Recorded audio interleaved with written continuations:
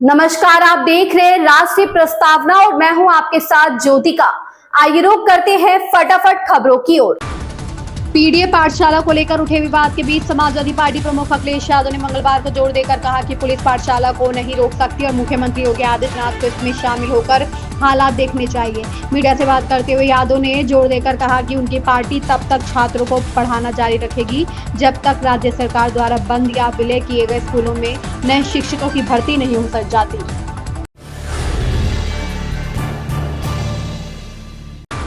लोक जनशक्ति पार्टी के अध्यक्ष और केंद्रीय मंत्री चिराग पासवान ने बिहार की विपक्षी दलों पर राज्य की कानून व्यवस्था पर उनके पिछले बयानों को बढ़ा चढ़ाकर पेश करके राष्ट्रीय जनतांत्रिक गठबंधन में दरार डालने की कोशिश करने का आरोप लगाया। जुलाई में चिराग पासवान ने कहा था कि उन्हें बिहार में ऐसी सरकार का समर्थन करने पर दुख हो रहा है जो कानून व्यवस्था के मोर्चे पर इस तरह विफल हो रही है। उनका यह बयान 24 जुलाई को बोधगया में बिहार सैन्य पुलिस की एक अभ्यर्थी के साथ हुए सामूहिक बलात्कार और हाल ही में बिहार में हिंसक अपराधों की बढ़ती संख्या के मद्देनजर आया है।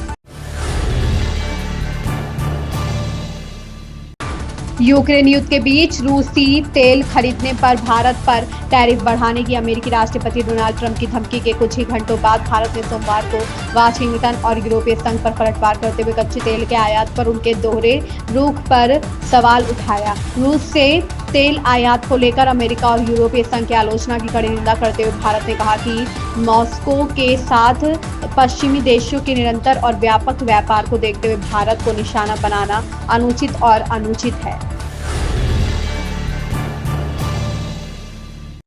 दिल्ली की मुख्यमंत्री रेखा गुप्ता ने तिमारपुर इलाके में जारी स्वच्छता अभियान कूड़े से आजादी में मंगलवार को हिस्सा लिया और निवासियों से अपने आसपास के इलाकों को साफ रखने की सामूहिक जिम्मेदारी लेने का आग्रह किया। यह कार्यक्रम संजय बस्ती में आयोजित किया गया था।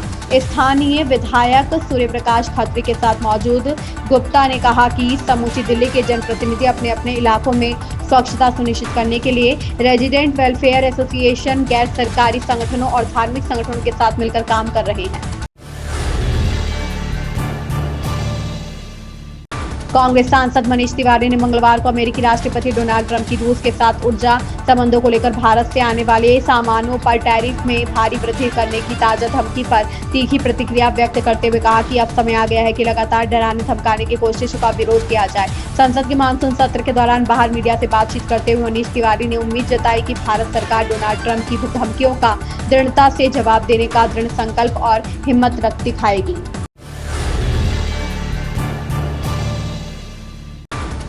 भारत चीन सीमा पर झड़पों के बाद भारतीय सशस्त्र बलों के खिलाफ राहुल गांधी की टिप्पणियों को लेकर सुप्रीम कोर्ट की कड़ी टिप्पणी के बाद भारतीय जनता पार्टी की सांसद कंगना रनौत ने कांग्रेस सांसद पर भारत विरोधी मानसिकता रखने और लगातार दुश्मन देशों के आख्यानों के साथ जुड़ने का आरोप लगाया। कंगना रनौत ने सोमवार को राहुल गांधी पर पलटवार किया जब सुप्रीम कोर्ट ने कांग्रेस नेता को भारतीय सेना पर उनकी टिप्पणी के लिए फटकार लगाई। उन्होंने आरोप लगाया कि वह हमेशा भारत के खिलाफ बोलते हैं, चाहे वह अर्थव्यवस्था हो या रक्षा बल।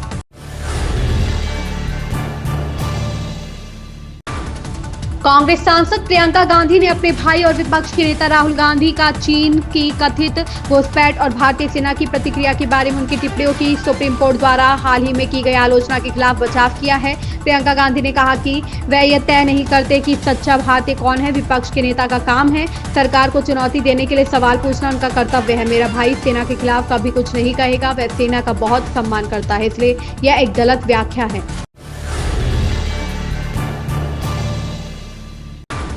राज्यसभा में विपक्ष के नेता मल्लिकार्जुन खड़गे ने मंगलवार को सदन के अंदर सुरक्षा कर्मियों के इस्तेमाल की निंदा की। विपक्ष ने इस कदम का जोरदार विरोध किया और इसे बेहद आपत्तिजनक और अलोकतांत्रिक बताया। राज्यसभा के उपसभापति हरिवंश को लिखे एक पत्र में खड़गे ने विपक्षी विरोध प्रदर्शनों के दौरान सीआईएसएफ कर्मियों के संसद में घुसने के तरीके पर आश्चर्य व्यक्त किया।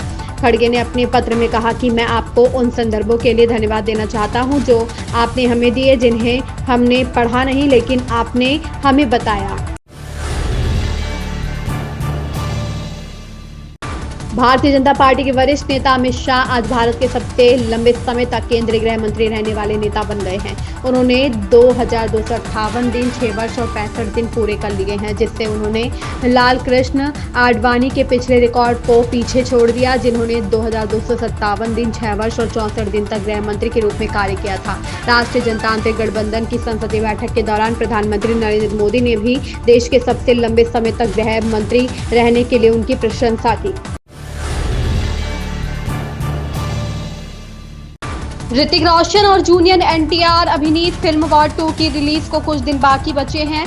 दर्शक उत्साहित हैं। Film central board of film certification से सर्टिफिकेट मिलने का इंतजार कर रहे हैं। फिल्म के फाइनल रन टाइम को लेकर भी अपडेट आया है। इसकी अवधि 3 घंटे से कम होगी। एक्शन थ्रिलर फिल्म वॉर 2 के सर्टिफिकेशन को लेकर सोशल मीडिया पर पोस्ट वायरल हो रहा है। इसके मुताबिक इस फिल्म को U/A16+ रेटिंग मिलने की उम्मीद है। इन खबरों में बस इतना ही। बने रहिए राष्ट्रीय प्रस्तावना के साथ।